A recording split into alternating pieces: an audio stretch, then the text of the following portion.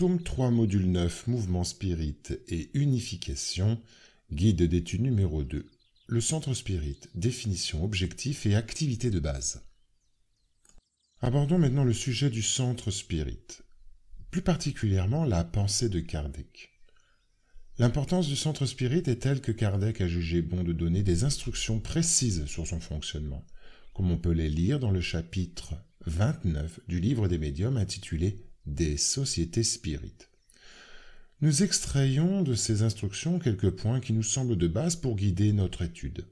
Le codificateur considère, tout au début du chapitre cité, que les réunions spirites peuvent avoir de très grands avantages en ce qu'elles permettent de s'éclairer par l'échange réciproque des pensées, par les questions et les remarques que chacun peut faire, et dont tout le monde profite. Mais pour en retirer tous les fruits désirables, elle requiert des conditions spéciales que nous allons examiner, car on aurait tort de les assimiler aux sociétés ordinaires. Plus loin, il affirme « Ce qu'une réunion sérieuse doit se proposer, c'est d'écarter les esprits menteurs. Elle serait dans l'erreur si elle se croyait à l'abri par son but et par la qualité de ses médiums. Elle n'y parviendra qu'autant qu'elle sera elle-même dans des conditions favorables. Il faut se représenter chaque individu comme entouré d'un certain nombre d'acolytes invisibles qui s'identifient avec son caractère, ses goûts et ses penchants. Donc toute personne qui entre amène avec elle des esprits qui lui sont sympathiques. Selon leur nombre et leur nature, ces acolytes peuvent exercer sur l'assemblée ou sur les communications une influence bonne ou mauvaise. Une réunion parfaite serait celle dont tous les membres, animés d'un égal amour du bien, n'amèneraient qu'avec eux que de bons esprits. À défaut de la perfection, la meilleure sera celle où le bien l'emportera sur le mal. Une réunion est un être collectif dont les qualités et les propriétés sont la résultante de toutes celles de ses membres et forment comme un faisceau. Or ce faisceau aura d'autant plus de force qu'il sera plus homogène. Il conclut. Toute réunion spirite doit donc tendre à l'homogénéité la plus grande possible. Ensuite, il aborde la question de la régularité des réunions, en expliquant que c'est un point tout aussi important. Le codificateur dit « Dans toute réunion, il y a toujours des esprits qu'on pourrait appeler des habitués, et nous n'entendons pas par là ces esprits qui se trouvent partout et se mêlent de tout. Ce sont des esprits protecteurs. Il ne faut pas croire que ces esprits n'aient autre chose à faire que de nous écouter. Ils ont leur occupation et peuvent d'ailleurs se trouver dans des conditions défavorables pour être évoqués.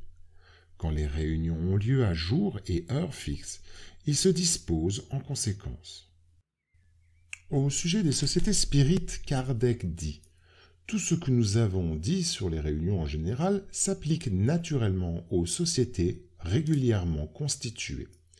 Celles-ci, cependant, ont à lutter contre quelques difficultés spéciales qui naissent du lien même qui unit les membres. Le spiritisme, qui naît à peine, est encore trop diversement apprécié, trop peu compris dans son essence par un grand nombre d'adeptes, pour offrir un lien puissant entre les membres de ce qu'on pourrait appeler une association. Ce lien ne peut exister qu'entre ceux qui en voient le but moral, le comprennent et ne l'appliquent qu'à eux-mêmes. Entre ceux qui n'y voient que des faits plus ou moins curieux, il ne saurait y avoir un lien sérieux. Mettant les faits au-dessus des principes, une simple divergence dans la manière de les envisager peut les diviser. Il n'en est pas de même des premiers, car sur la question morale, il ne peut exister deux manières de voir. Aussi est-il à remarquer que partout où ils se rencontrent, une confiance réciproque les attire les uns vers les autres. La bienveillance mutuelle qui règne entre eux bannit la gêne et la contrainte qui naissent de la susceptibilité, de l'orgueil qui se froisse à la moindre contradiction, de l'égoïsme qui rapporte tout à soi. Une société où de tels sentiments régneront sans partage, où l'on se réunirait dans le but de venir s'instruire aux enseignements des esprits et non dans l'espérance de voir des choses plus ou moins intéressantes ou pour faire prévaloir son opinion. Une telle société, dirons-nous, serait non seulement viable, mais indissoluble. Le codificateur poursuit. Nous avons vu de quelle importance est l'uniformité de sentiment pour l'obtention de bons résultats. Cette uniformité est nécessairement d'autant plus difficile à obtenir que le nombre est plus grand. Dans les petits comités, on se connaît mieux et on est plus sûr des éléments qu'on y introduit. Le silence et le recueillement y sont plus faciles, et tout s'y passe comme en famille. Les grandes assemblées excluent l'intimité par la variété des éléments dont elles se composent. Elles exigent des locaux spéciaux, des ressources pécuniaires et un appareil administratif utile dans les petits groupes. La divergence des caractères, des idées, des opinions s'y dessine mieux et offre aux esprits brouillons plus de facilité pour y semer la discorde. Plus la réunion est nombreuse, plus il est difficile de contenter tout le monde. Kardec conseille. Vu la nécessité d'éviter toute cause de trouble et de distraction, une société spirite qui s'organise doit apporter toute son attention sur les mesures propres à ôter aux fauteurs de désordre les moyens de nuire et à donner les plus grandes facilités pour les écarter. Les petites réunions n'ont besoin que d'un règlement disciplinaire fort simple pour l'ordre des séances. Les sociétés régulièrement constituées exigent une organisation plus complète. La meilleure sera celle dont les rouages seront le moins compliqués. Les unes et les autres pourront puiser ce qui leur sera appliqué ou ce qu'elles croiront utile dans le règlement de la Société parisienne des études spirites, c'est-à-dire la première société spirite fondée. Enfin, il faut souligner les conditions qui, selon le codificateur, seraient les plus favorables pour qu'un centre spirit attire la sympathie des bons esprits. Ces conditions, liées aux dispositions morales de ses intégrants, sont les suivantes. Parfaite communauté de vues et de sentiments, bienveillance réciproque entre tous les membres, abnégation de tout sentiment contraire à la véritable charité chrétienne, désir unique de s'instruire et de s'améliorer par l'enseignement des bons esprits et mise à profit de leurs conseils. Exclusion de tout ce qui, dans les communications demandées aux esprits, n'aurait qu'un but de curiosité. Recueillement et silence respectueux pendant les entretiens avec les esprits. Association de tous les assistants par la pensée à l'appel fait aux esprits que l'on évoque. Concours des médiums de l'assemblée avec abnégation de tout sentiment d'orgueil, d'amour-propre et de suprématie, et par l'unique désir de se rendre utile.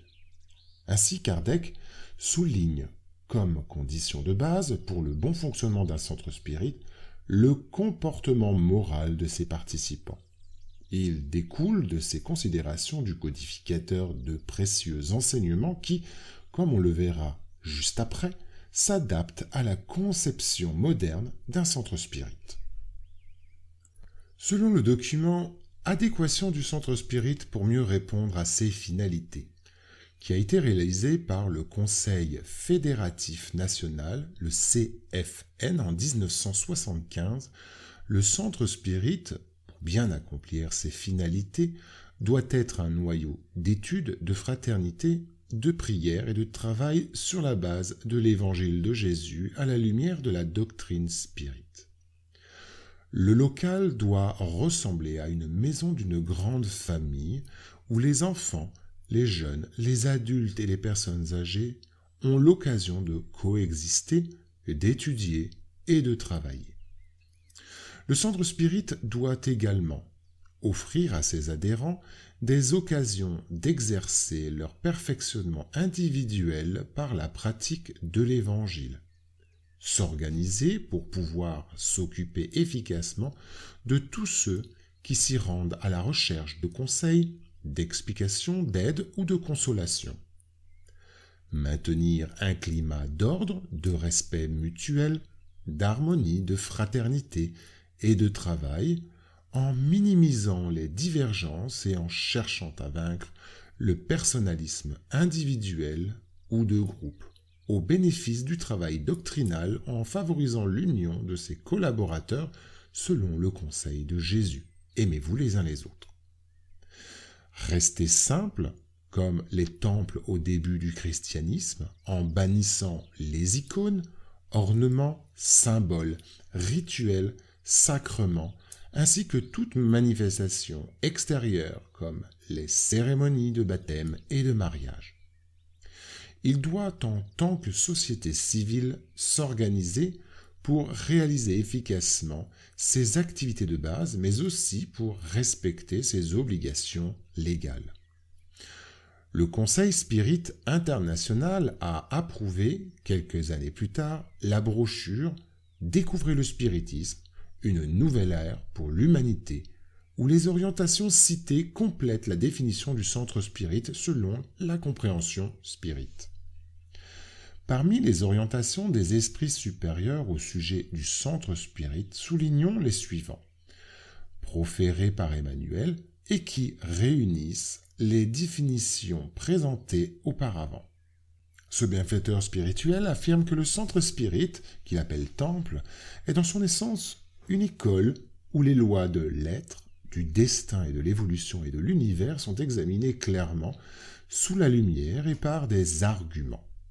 Il exaltera la science du monde qui supprime les infirmités et valorisera le bénéfice de la prière et du magnétisme curatif au secours des malades. Il divulguera la définition philosophique et la phrase consolatrice. Il favorisera l'enseignement en multipliant le pain. Un temple spirit qui revit le christianisme est un foyer de solidarité humaine où les frères les plus forts soutiennent les plus faibles et où les plus heureux sont amenés pour soutenir ceux qui gémissent accablés par l'infortune. Maintenant, abordons les objectifs. Les objectifs du centre spirit sont en essence la même que ceux des mouvements spirites, c'est-à-dire l'étude, la divulgation ou la diffusion et la pratique du spiritisme. Il ne peut en être autrement, car le centre spirit est l'unité fondamentale du mouvement spirit.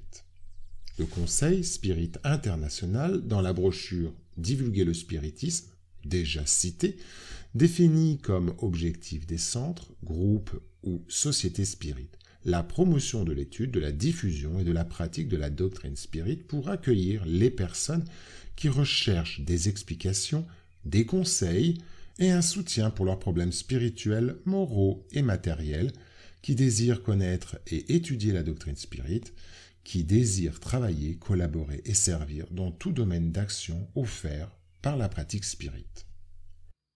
Au vu de ces objectifs, on peut dire que quand nous considérons les objectifs du spiritisme, qui ne sont autres que d'éclairer et d'instruire, d'assister et d'orienter, d'améliorer et d'éduquer, quand nous estimons l'étendue des drames et des conflits, des tragédies et des convulsions sociales qui traversent l'humanité, nous comprenons mieux ce que signifie la dissémination des lumières et des bénédictions de la troisième révélation sur la surface de la terre, fleurissant et fructifiant sur d'autres sols, dans d'autres milieux, sous d'autres cieux, pour la préservation et la défense des esprits incarnés, si désireux et nécessiteux du bonheur et souvent sans condition de les conquérir. Diriger un centre spirit avec un sens de responsabilité et un esprit d'abnégation, en ne menant selon le postulat de Kardec, est un travail de sacrifice pour lequel tous ne peuvent offrir toutes les conditions satisfaisantes d'adaptation et d'entraînement, ni les dispositions satisfaisantes de courage pour faire face à la réalité des faits ou aux imprévus des situations, en faisant le maximum pour l'amélioration du centre. Pour cette raison, il est toujours louable de voir des compagnons véritablement disposés à donner suite au programme d'édification de l'humanité en acceptant des fonctions qui leur ont été confiées par les esprits du Seigneur et en s'efforçant au maximum pour leur fournir un développement fructueux. Supplions donc au Père Céleste ses bénédictions pour que les dirigeants des sociétés spirites réussissent dans l'exercice de leurs fonctions en surmontant les difficultés qui croisent leurs pas. Le fait qu'un centre spirit soit modeste et composé de personnes simples est plutôt un gage de recommandation, une raison de crédit de confiance qu'un facteur contraire à sa bonne image, car la simplicité est, par excellence, la caractéristique essentielle du spiritisme. Ceci ne veut pas dire que nous, ses adeptes, ne devons pas nous efforcer pour apprendre davantage, pour étudier toujours, en améliorant nos conditions morales et intellectuelles, en renforçant le travail de culture de l'esprit et du cœur. Nous ne pouvons répandre la lumière si nous ne sommes pas éclairés, ni donner si nous négligeons notre propre approvisionnement. Une telle conquête n'est possible que dans les centres spirites véritables, bien structurés, suivant les enseignements doctrinaux et évangéliques de la codification de Kardec.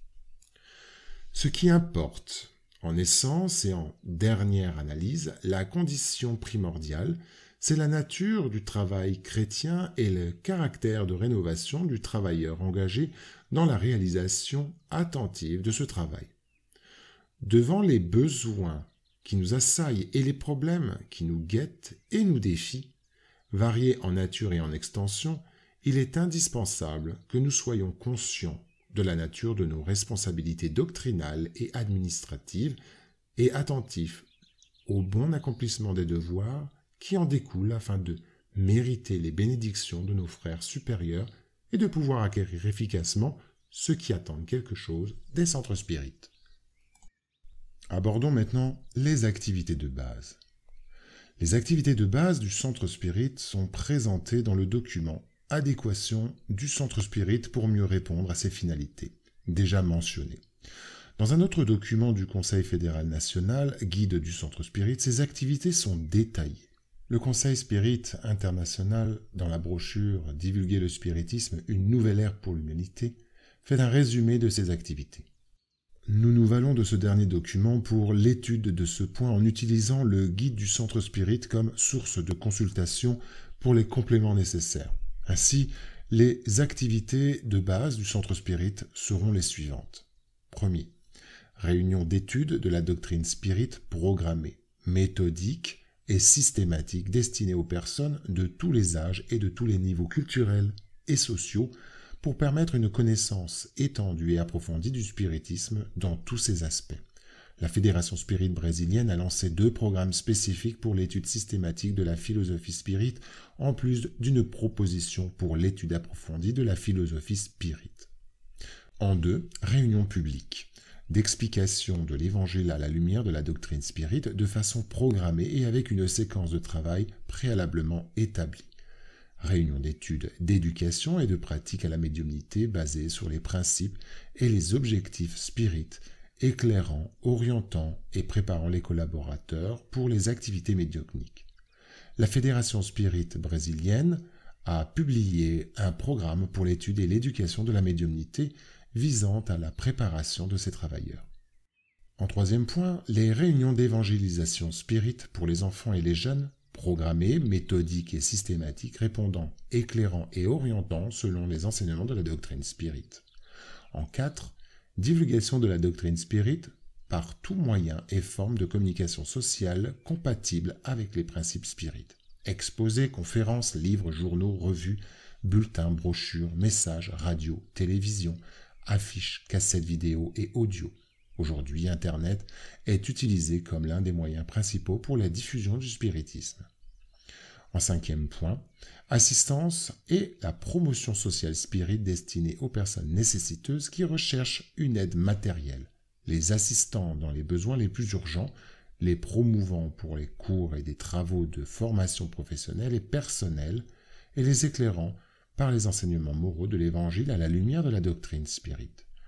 Le manuel de soutien pour les activités du service d'assistance et promotion sociale spirit, élaboré conjointement avec le FEB et les entités fédératives des États, développe et explique les orientations et recommandations pour l'opuscule Guide du centre spirit pour les rendre opérationnels. 6e point, réunion d'études de l'Évangile au foyer collaborant à l'harmonie spirituelle des familles. À cet effet, la Fédération Spirit brésilienne a édité une brochure sur l'Évangile au foyer. En 7e activité, dont l'objectif est l'union des spirites et des institutions spirites et l'unification du mouvement spirit pour assembler les efforts, sommer des expériences, aider et recevoir de l'aide, améliorer des activités spirites et renforcer l'action des spirites. Les activités d'unification sont résumées dans la brochure « Divulguer le spiritisme, une ère nouvelle pour l'humanité » lancée par le Conseil Spirit International en plusieurs langues. Pour le dernier point, les activités administratives nécessaires à leur fonctionnement régulier, compatibles avec leur organisation et avec les lois de leur pays. L'orientation pour ces activités se trouve dans le manuel d'administration des institutions spirites approuvé par le Conseil fédéral national. Les activités du centre spirit, ainsi résumées, démontrent l'ampleur de l'action qui lui revient développer pour atteindre ses objectifs. Les travailleurs spirites s'engagent à faire de leur mieux pour promouvoir l'étude, la diffusion et la pratique du spiritisme auprès de tous ceux qui cherchent, dans le centre spirit, des explications, des conseils et un soutien. Il est important que le travailleur spirit étudie et divulgue le fascicule guide du centre spirit qui contient des explications de base sur ses activités et sur d'autres. Dans ce sens, nous listons ci-après les points principaux contenus dans le guide du centre spirit, tels que mission des spirites, les centres spirites, conférences publiques, études systématiques de la philosophie spirit, réunions d'aide spirituelle dans le centre spirit, études et éducation à la médiumnité, réunions médiumniques, évangélisation spirit de l'enfance et de la jeunesse, divulgation de la philosophie spirit, service d'assistance et de promotion sociale spirit, activités administratives, participation du centre spirit dans les activités d'unification du mouvement spirit, recommandations juridiques, recommandations et observations générales, et pour finir, annexes 1 et 2.